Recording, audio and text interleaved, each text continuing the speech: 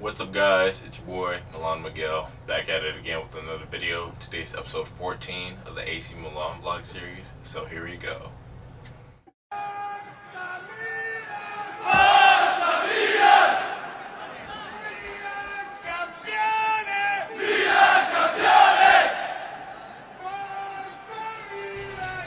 Okay, let's get into it.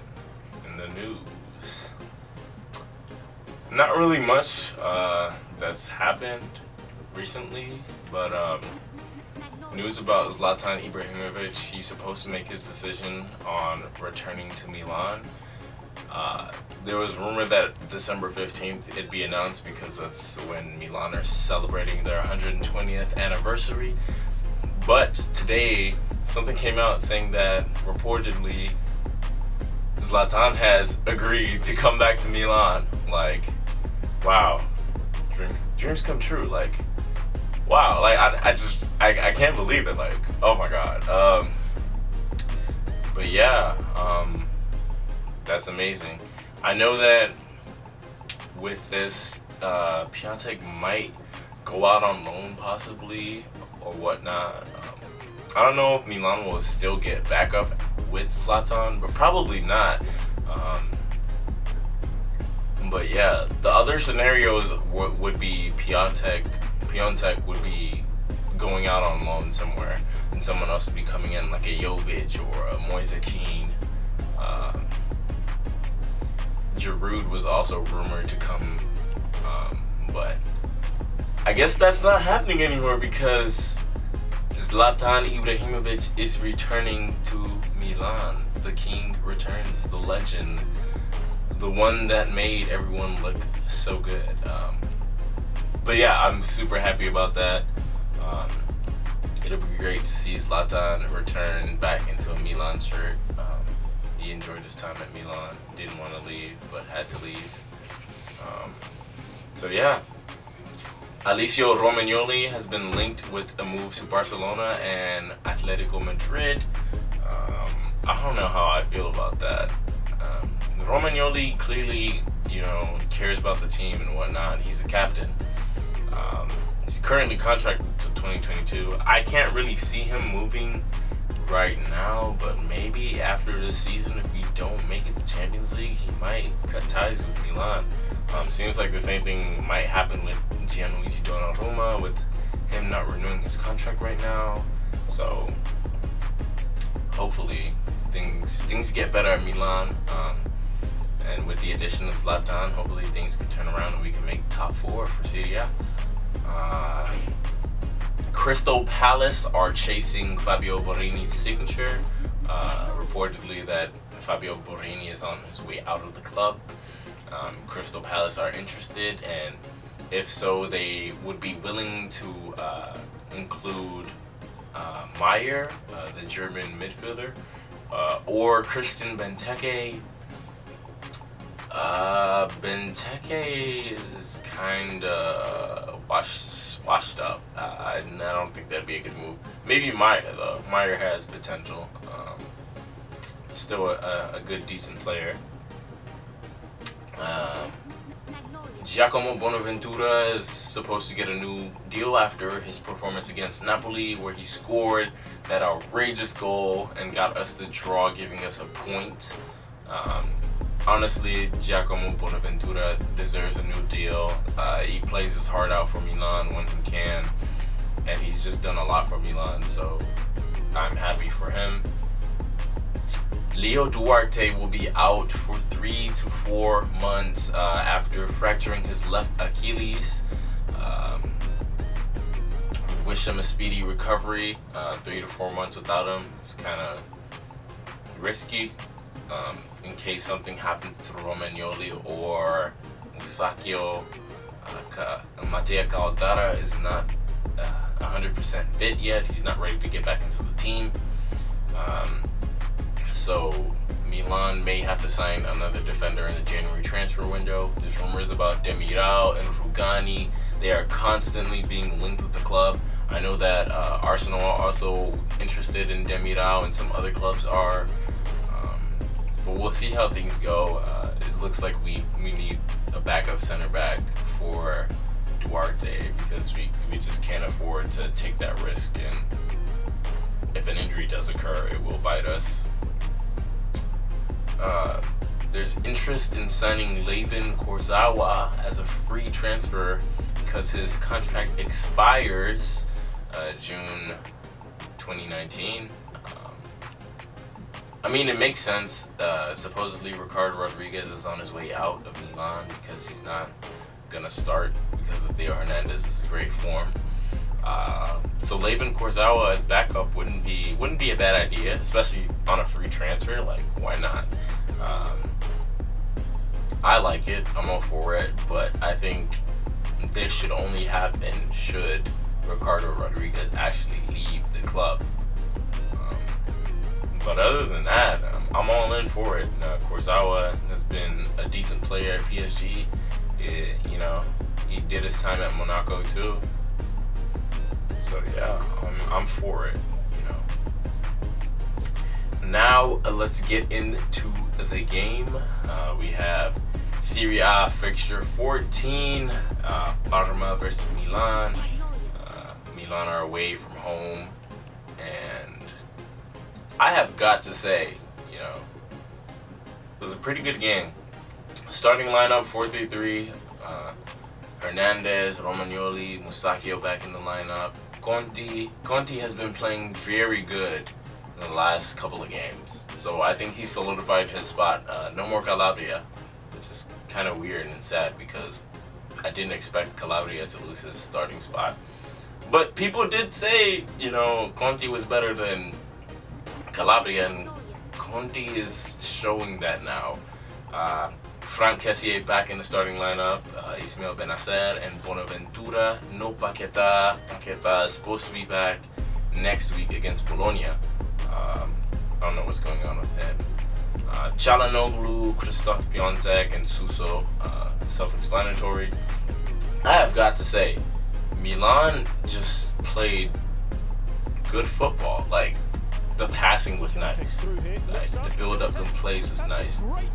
There were some issues with some passes and whatnot, but for the most part, like, I saw beautiful football from Milan, and I was like, yo, like, where has this been all season? It was amazing, in my opinion. It was amazing. We dominated the game all the way in the first half. Got a couple yellow cards and whatnot in the second half, but for the most part, we dominated. I'd say,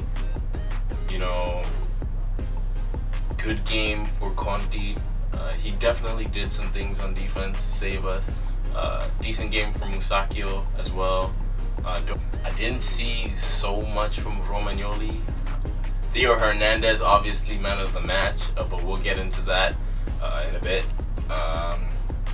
Frank Kessié played better than he has played throughout the season. It's nice to see him stepping up after having issues with motivation and whatnot, and being taken out of the starting lineup.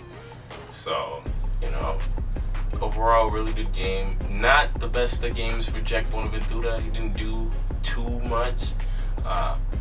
Benacer tried to create opportunities and did. Sometimes he lost the ball. Christophe Piontek, I'm sorry, but I love you, Christophe Piontek, but there is something wrong with Piontek. Like, he's off. He is completely off. Like, he's missing easy chances that he wouldn't miss last year. Like, I don't know what's going on with him.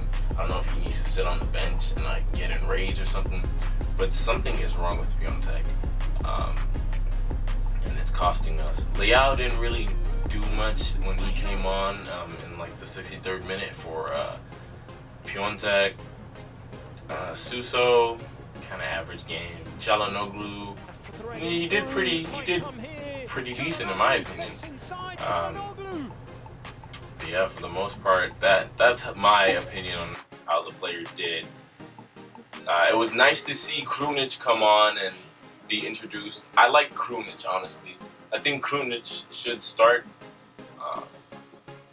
but we're gonna see between Krunic, Kessié, and Paquetá. Those three are gonna have to battle out for that starting spot. Right now, Paquetá is winning in my opinion, but Krunic is up there unless Kessié steps up his game. Yeah, but then it's like in the game, it was like the 80th minute, and we're still tied with Parma, and I'm like, man, are we gonna draw again and not take 3 points home? And here comes the amazing A.Hernandez. I gotta say, man, A.Hernandez has stepped up. Like, he is just a true Milanista at this point. Like, he just stepped up. He took the opportunity when nobody was paying attention, and he scored the goal. I was so happy. It's just amazing, like, to see this grit from Milanista players. Like, you can tell that Hernandez loves wearing that Milan shirt, and he's giving 100%, 110% for the club, and I love it. So our 3-match winless run has ended, and we win 1-0 against Parma because of A.Hernandez. Now, let me just read the stats off. Milan had 67% possession, 27 shots, 8 on target. I believe we had like 20 shots in the first half, I believe so. Piontek had so many opportunities to score. So many opportunities. But yeah, we need to be more clinical in our finishing. And shout out to A.Hernandez for bailing us out from getting the 1-point draw and getting us 3 points, because we desperately needed that. But yeah, 16 fouls, 3 yellow cards. We need to be careful with the yellow cards because that's how our players get suspended.